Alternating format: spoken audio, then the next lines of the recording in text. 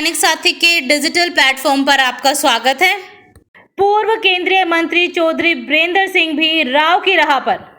भाजपा में बोलने की आजादी के सवाल पर कहा, भाजपा रेजिमेंटेशन पार्टी, कांग्रेस एक मूवमेंट, कार्डर बेस्ड पार्टी में एक ही होता है सर्वे सर्वा। बोले जहां कार्डर होता है वहां नेता नहीं उभरते। बीजेपी को बताया रेजिमेंटेशन पार्टी। बोले हरियाणा में कांग्रेस अभी मरी नहीं। कांग्रेस ने हुड्डा को सौंप दिया सब कुछ। ऐसा करने से पार्टी बढ़ेगी या घटेगी। बोले सोनिया गांधी राष्ट्रीय अध्यक्ष बने तो हो सकता है सुधार। कांग्रेस नेतृत्व का होना होगा निर्णायक। निर्णायक नहीं होने के शिकार बने राव इंद्रजीत और मैं। बोले देश में आज भी गरीबी, बेरोजगारी व असमानता। बोले प्रदेश में करूंगा 3 बड़े कार्यक्रम। पहला कैथल में।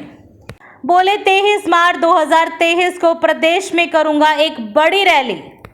तीसरे मोर्चे के सवाल पर कहा, क्षेत्रीय महत्वाकांक्षी पड़ सकती है भारी।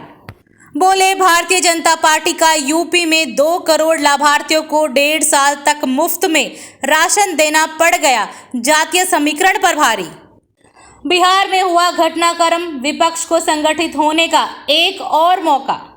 आपको बता दें कि सोमवार को कनीना में आरपीएस ग्रुप के चेयरमैन ओपी यादव के निधन पर शोक व्यक्त करने के बाद वापस लौटते समय रेवाड़ी रुके थे चौधरी बीरेंद्र सिंह। बीजेपी पिछले 8 साल में मोदी जी या बीजेपी पार्टी को नेता नहीं बन पाए क्या? देखिए, मैं आपको पहले तो ये बताऊं कि कार्डर बेस्ड पार्टी और एक ऐसी पार्टी कांग्रेस जैसी जिसमें कार्डर नहीं होता, ये दोनों में बड़ा भारी अंतर है।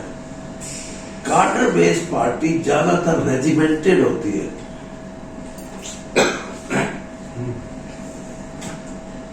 और उसका नुकसान ये होता है कि उसमें लीडरशिप उभरने में मतलब मैं पता नहीं किस क्वालिटी का हूं, लेकिन मैं क्योंकि कार्डर में एक डिसिप्लिन्ड हूं, तो मेरी जो क्वालिटीज है किसी को पता ही ना लगे। और इसीलिए कांग्रेस को कहते हैं कांग्रेस तो मूवमेंट है। तो एक तो ये फर्क होता है। आप इसमें सिर्फ बीजेपी नहीं, आप कम्युनिस्टों को देख लो। एक ये आप पार्टी जो है, जयललिता की जो पार्टी है, ये 3-4 पार्टियां हैं जिसमें कार्डर सिस्टम है। इसलिए केजरीवाल है तो केजरीवाल ही है, दूसरी की बात मत सोचो। जयललिता है तो जयललिता है। तो ये फर्क है। और दूसरी पार्टियां ऐसी हैं वहां उभर जाते हैं, तो मतलब जहां कार्डर नहीं है, माफ करना, कार्डर बेस्ड पार्टी का। दूसरा ये है कि जो आपने सवाल किया ना कि बाहर से जो स्टाफ आता है उनके पास क्या नहीं है, वो एक ये भी वजह है कि कांग्रेस ने 50-55-60 साल जो राज किया ना देश में, कोई भी पॉलिटिकल आदमी, कल आप भी ज्वाइन करोगे ना किसी भी पार्टी को, तो आपके मन में एक बार चक्कर घूमेगा, कांग्रेस, बीजेपी, ये आप, ये कम्युनिस्ट, और फिर कहीं ना कहीं आपकी सुई टिकेगी जाके कि which is the ruling party. If you have the opportunity to get into it, that would be your choice. अब आपको लगेगा नहीं, यहाँ तो मेरा मामला जमता नहीं, तो फिर दूसरा देखोगे भाई कांग्रेस हटेगी तो कौन सी है। तो 2014 तक तो बीजेपी दूसरी कैटेगरी में भी नहीं आती थी हरियाणा में। तो फिर क्या, फिर तो थर्ड चॉइस जो आदमी की होगी वो कहता चलो यार देख लेंगे, बैठे इस पार्टी में कभी तो उभरेगी। तो जो जिसको लगन है कि मैं सत्तासीन हूं और मेरे में कुछ गुण हैं, तो वो उस पार्टी को प्रेफर करेगा जो पार्टी सत्ता पार्टी होगी। इसलिए ये कमी रही है। लेकिन एक और चीज है, जैसे आप कांग्रेस में थे, बड़े आजादी से बोलते थे, बड़े सब कुछ करते थे, बीजेपी में आने के बाद सबकी बोलती बंद। वहां पे एक पूरी डिक्टेटरशिप है ना, वहां अपनी तरह से थोड़ा कांग्रेस में आप नारेबाजी लगाते थे, चौधरी वीरेंद्र सिंह जिंदाबाद। मैं तो अभी लगा, सुनो, मैं बता रहा हूँ उदाहरण के तौर पे, जैसे आप तो यहाँ सीधा नरेंद्र मोदी और अमित शाह, उसके अलावा वो आजाद आप जो खुला थे तो या बंदिश में गए, तो कितना फर्क इसको माना? मैंने बता दिया ना कि रेजिमेंटेशन फौज में क्या है, फौज में नारा जो बोले सो निहाल वार कराई है ये, उसके बाद दिमाग के सारे ताले बंद हो जाते हैं और फिर आदमी लड़ता है, उसको मौत और जिंदगी में फर्क नजर नहीं आता। यही किसी भी सिस्टम में इस तरह की बात जो होती है, वो आप 70 साल का यूएसएसआर का इतिहास उठा के देख लो, क्यों टूटी पार्टी। 70 साल जिसने दुनिया के सबसे बड़े मुल्क में राज किया हो, उसके 17 मुल्क बढ़ गए। अभी वो गोर्बाचोव की जो डेथ हुई है, that is the best example. तो फिर इसमें देश की जनता को क्या मिला? मैं वही तो मैं बोल रहा हूँ, जैसे देश की जनता ने बदलाव किया, भाई मोदी जी को लेके आए, तो 200 तो वही कांग्रेस के वहां चले गए, तो देश की जनता को क्या मिला? देश की जनता को तो वही नेता मिले ना, फिर दोबारा से आप ही मिले। पार्टी तो बदली, सिर्फ लोगों को कांग्रेस की नेता जाने से ये हो गया, जैसे मैंने बताया, जो जहां उनकी पकड़ नहीं थी और कांग्रेस या और किसी पार्टी के आदमी की पकड़ थी, उससे बीजेपी को लाभ हुआ। एक तो माहौल था और दूसरा फिर जैसे आपने बताया इस किस्म के लोग गए तो लोगों ने कहा चलो ये भी देखो। सर 2014 के जो इलेक्शन थे उस समय कुछ जो लोग जो पार्टी में आए, कुछ महत्वाकांक्षा से आए थे, कुछ लोग ऐसे थे जो कांग्रेस में संतुष्ट नहीं थे, लेकिन आज भी गुलाम नबी आजाद जैसे नेता कांग्रेस को छोड़ रहे हैं, कांग्रेस नेतृत्व पर सवाल उठा रहे हैं, तो आप इस चीज को कैसे देखते हैं? देखो, कांग्रेस की जो टॉप लीडरशिप है जी, वो जब तक डिसिसिव नहीं होगी, यानी ये जो लिंगर ऑन करने की प्रथा है कांग्रेस में, मैं तो जानता हूं 42 साल तो कांग्रेस में ही कटे मेरे, ये जो लिंगर ऑन करने की प्रथा है, ये इंदिरा जी के लिए तो हो सकता है कि ठीक हो, क्योंकि उनका अपना एक वो था। राजीव गांधी के लिए भी, राजीव गांधी को भी सारा कांग्रेस और देश सपोर्ट कर, लेकिन आज की लीडरशिप अगर डिसिसिव होती है तो कांग्रेस उभर सकती है। डिसिसिव ना होना कांग्रेस की सबसे बड़ी कमजोरी है और उसी कमजोरी का पहला शिकार इंद्रजीत है, दूसरा शिकार मैं हूं हरियाणा के संदर्भ में और देश के संदर्भ में भी आप देख लो। यानी ये अलग बात है, अब कौन आदमी क्यों आया, आप ये भी कह सकते होंगे कि भाई इनको गद्दी चाहिए, गद्दी, लेकिन आपको मेरा किस्सा भी पता होगा कि मेरे पास राष्ट्रपति की चिट्ठी आती है, पास आते हैं मेरे फैमिली के लिए कि आपको 6 पास, आपने 5 बजे ओथ लेनी है कैबिनेट मिनिस्टर की। चिट्ठी मेरे पास कैबिनेट सेक्रेटरी की आती है, प्रधानमंत्री का फोन आता है, सोनिया जी का फोन आता है, और फिर 5 बजे की होता है, 11:30 बजे मेरे को ये फोन आता है, सॉरी। देश के इतिहास में ऐसा किसी जिसको इतना लज्जित कर दोगे आप, वो क्यों? इसका मतलब ये कहीं डिसीजन मेकिंग में आप you are not confident about your decision. तो ये कमी आज भी कांग्रेस में, इसीलिए गुलाम नबी आजाद जैसा आदमी कभी कांग्रेस छोड़ सकता है, कभी मेरे जैसा आदमी कांग्रेस छोड़ सकता है, कभी नहीं, लेकिन हालात हैं। अब आप यानी 23 आदमी अगर चिट्ठी लिख दें, उनको आप ये कहो कि ये तो बागी है, बागी नहीं होता। कांग्रेस में जिन्होंने पूरा जीवन लगाया है वो कभी ये नहीं सोचते। और मेरे गुलाम नबी तो मेरा दोस्त है, मुझे पता है, हम इकट्ठा आए थे यूथ कांग्रेस में 1976 ऑनवर्ड्स। हमने कभी मैं तो बल्कि जब मैंने बल बढ़ाया वही मेरी साथ तो बहुत बुरा हो गया, मैं बीजेपी में चला जाऊं। मैं एक आदमी को भी नहीं जानता ना बीजेपी के, नॉट इवन सिंगल। तो मेरे को एक आदमी बैठा ऐसे ही कहने लगा जी आप, मैंने कहा यार मैं किसी को जानता ही नहीं। अब वो मेरा सामने बैठा था, मैं जानता हूँ, बताओ किससे मिलवाना है। कैन यू बिलीव कि मेरे जैसा आदमी जो 42 साल कांग्रेस में रह के सब कुछ रहा, 6 स्टेट का तो मैं इंचार्ज रहा, और मैं बीजेपी के सिंगल आदमी को भी ना जानू, तो और ये मतलब बहुत से कांग्रेसियों के साथ ऐसा है, और गुलाम नबी कोई एक एक्सेप्शन नहीं है। मैं ये कहता हूं कि ये सोनिया गांधी अगर रही अध्यक्ष तो ये कांग्रेस फिर भी मतलब जैसी है उससे कुछ ना कुछ ऊपर हो सकती, नहीं चली जाएगी। दूसरा कोई विकल्प नहीं है कांग्रेस के सामने अध्यक्ष पद का।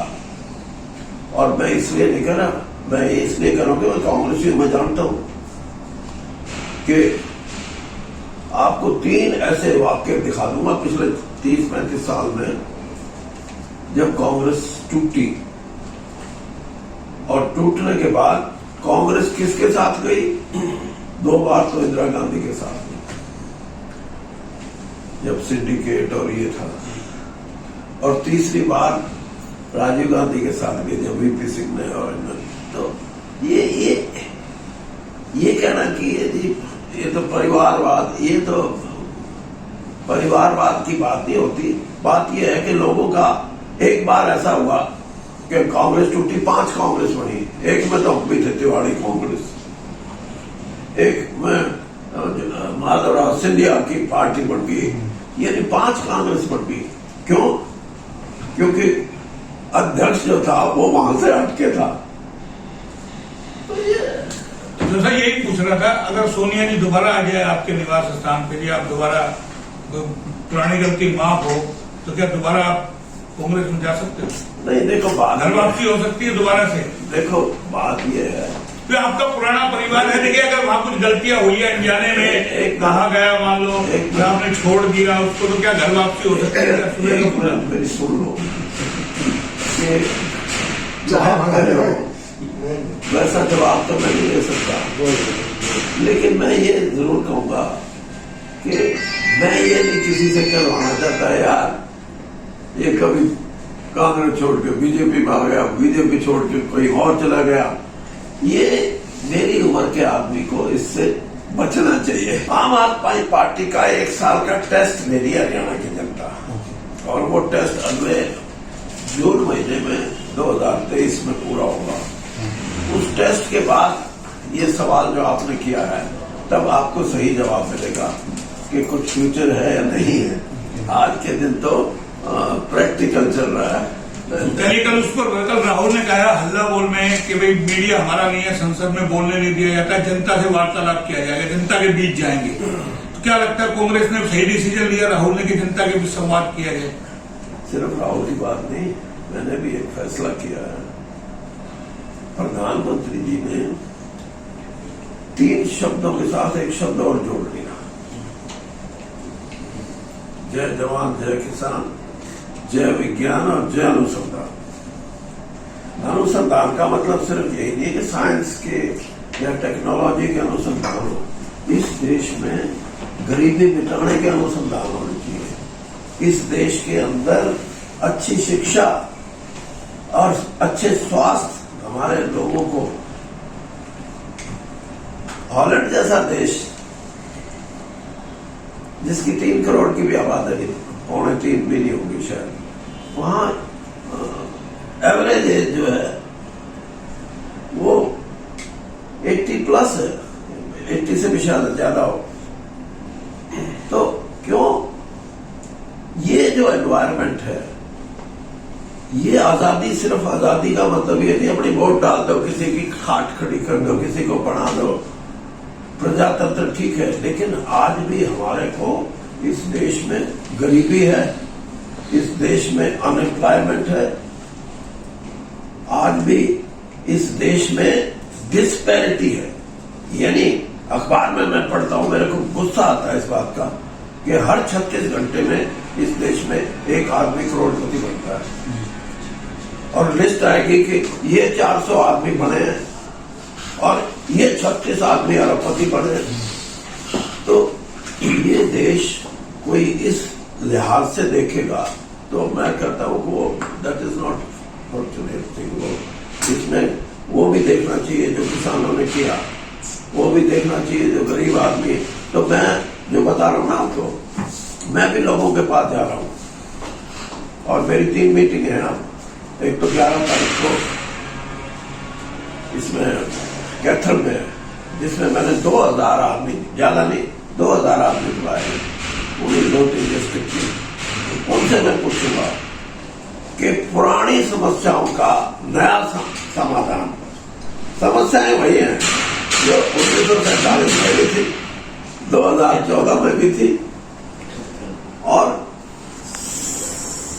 जो उसका हल जो है उसका वो क्या है, वो एक नई सोच के साथ निकलना है, तब कुछ आमूलचूल चीजें परिवर्तित होंगी। अदरवाइज तो अब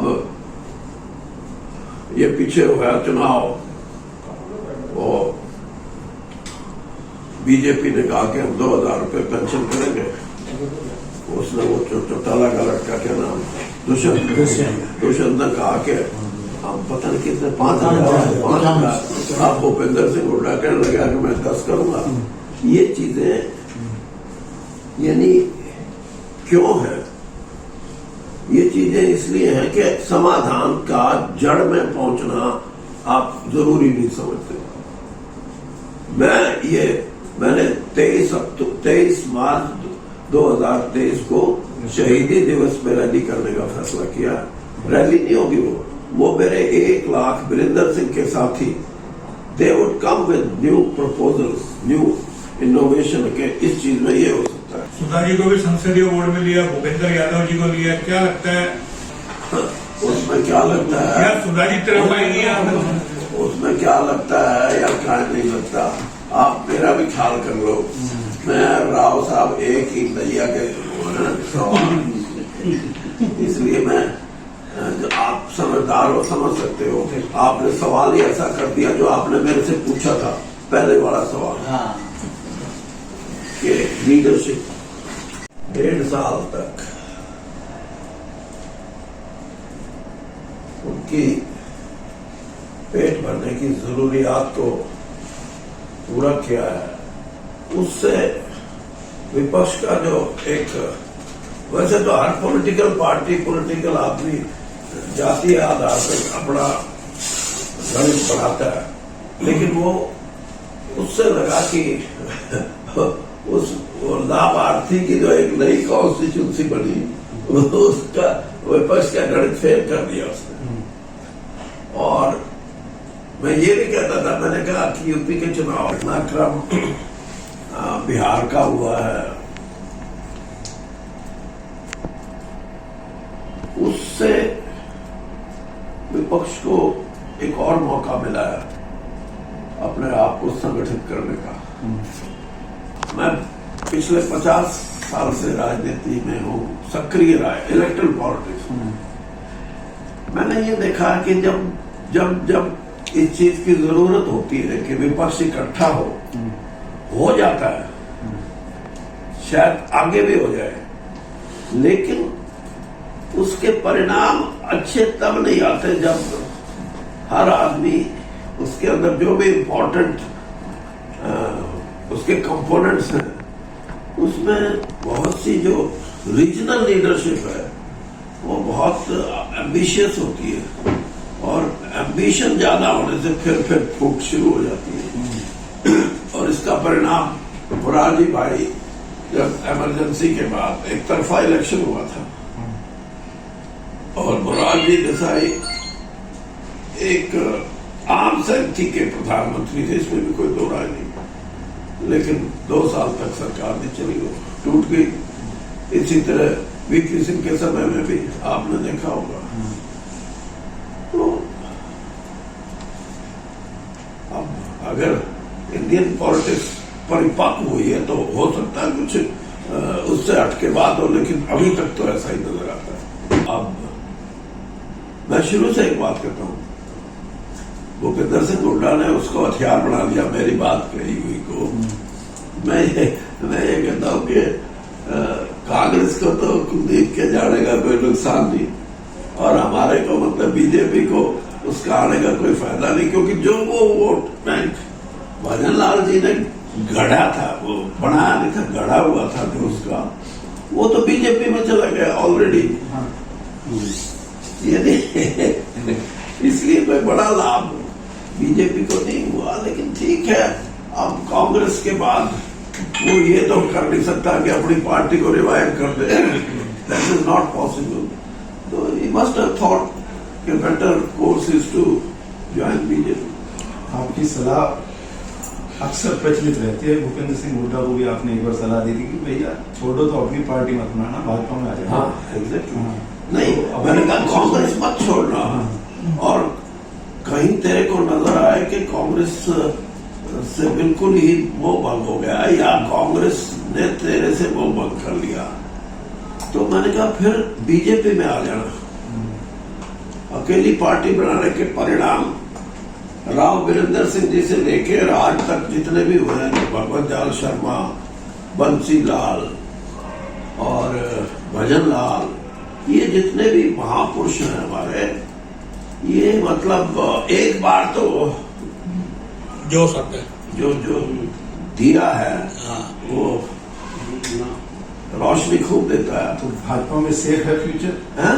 भाजपा में सेफ रहेगा फ्यूचर? किसका? कोई भी नेता अगर आए, आप भाजपा के बड़े लीडर हैं, तो क्या भविष्य भी अब भाजपा में ही सुरक्षित है? किसी भी नेता देखो, को भविष्य की तो अभी मैं नहीं कहता, लेकिन मैं इतना जरूर कहता हूं कि हरियाणा में जो कांग्रेस है, कांग्रेस हरियाणा में मरी नहीं है। कई स्टेट में तो आप कह सकते हो जी यहाँ तो मर गई, यूपी में कहाँ है, बिहार में कहाँ है जी, लेकिन यहाँ कांग्रेस है, और कांग्रेस ने फैसला ये कर दिया कि सब कुछ भूपेंद्र सिंह हुड्डा को सौंप दिया। अब भूपेंद्र सिंह हुड्डा की मानसिकता क्या है, इसको आप as journalist, this is a moot point, जिसको आप भी उसका अध्ययन करो कि उसको पूरी पावर सौंपने के बाद कांग्रेस मजबूत रहेगी या कांग्रेस और घटेगी। तो मैं तो देता हूँ। अच्छा, देखो, मैं भूपेंद्र सिंह जी को, क्योंकि वैसे तो हम दोस्त भी हैं और रिश्तेदार भी हैं, लेकिन मानसिकता जो होती है ना, उसको बदलना हर आदमी इतना आसान नहीं होता। और राजनीति में जब आप when you enjoy absolute power, तो फिर बड़ा दिल होना चाहिए। बड़ा दिल का आदमी राजनीति में बड़ा ही होता है जी। और इसीलिए जिन महापुरुषों को हम बड़ा आदमी मानते हैं पॉलिटिकल सिस्टम में, उनकी वर्किंग भी हमने देखी है। देखो, अमित शाह जी ने, ये भी जानते हैं इस बात को कि मेरे को एक कहा कि भाई, क्योंकि बीजेपी के बारे में प्रचलित है नहीं है कि जब समय है तो फिर कुछ ही ठीक करा लो, जो भी समय की बात नहीं थी। उन्होंने मुझे कहा कि आप हमारे साथ जुड़ोगे तो हम आपके साथ, जैसे आपने हमारे को ट्रीट किया है, हमारे साथ आए हो आप, वैसे ही परिणाम आपको हम उससे फिरेंगे नहीं। तो मैं हरियाणा में एक मिसाल हूं। हरियाणा में आज तक जितने भी कैबिनेट मिनिस्टर हुए, उनमें देवीलाल जी, राव वीरेंद्र सिंह जी, भजन लाल जी, बंसी लाल जी, ये 4 लोग हैं जो सीधे कैबिनेट मिनिस्टर बने हैं। क्यों? क्योंकि ये चीफ मिनिस्टर रहे थे। मैं अकेला ऐसा जिसने बीजेपी ने सीधा मुझे कैबिनेट मिनिस्टर बनाया। आज तक हरियाणा में कोई ऐसा आदमी नहीं मिलेगा।